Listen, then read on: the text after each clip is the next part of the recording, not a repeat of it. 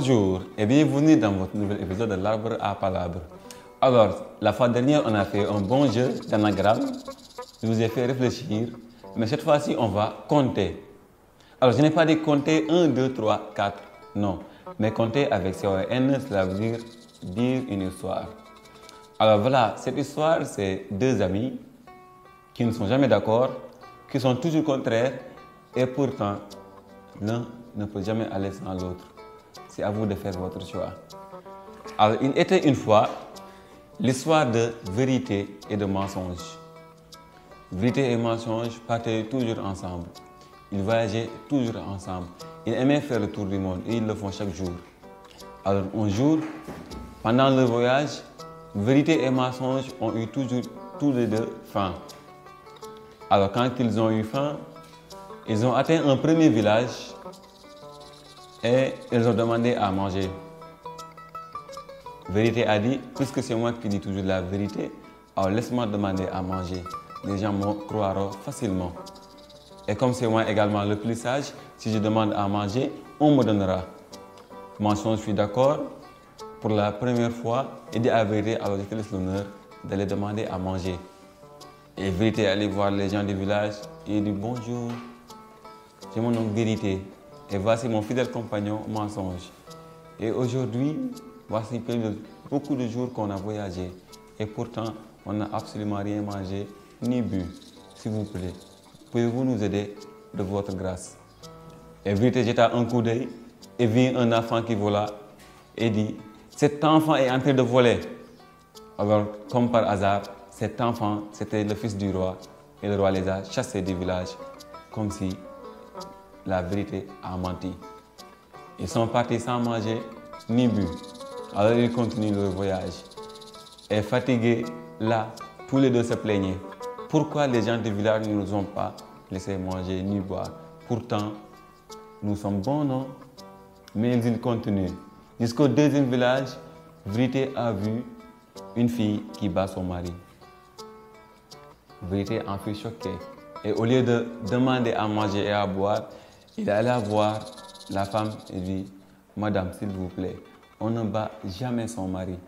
Un mari est sacré. Un mari, ça remplace le père, le frère, l'ami, etc. Alors pourquoi battez-vous votre mari? Écoutez votre mari, il a certainement des choses à vous dire au lieu de le battre. Alors la dame s'énerva et dit à vérité, occupez-vous de vos affaires, espèce de menteur. Vous nous énervez. Des gens comme vous, non, on ne peut pas en voir. Et les gens furent satisfaits une seconde fois. Vérité et mensonge continuent le voyage. Ils ont eu faim, encore faim. Chaque pas qu'ils faisaient était un pas de plus vers la tombe. Mais ils forçaient. Ils étaient solides, très forts. Et ils atteignaient un troisième village.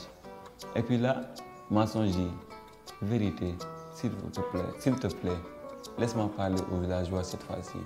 Moi, peut-être, je peux trouver une astuce où les gens m'écouteront et nous donneront à manger. Et puis la vérité tomba d'accord. Là, a toujours dit la vérité. Il laissa à mensonge aller rencontrer les gens du village. Et juste à l'entrée, il vit une femme qui trompait son mari.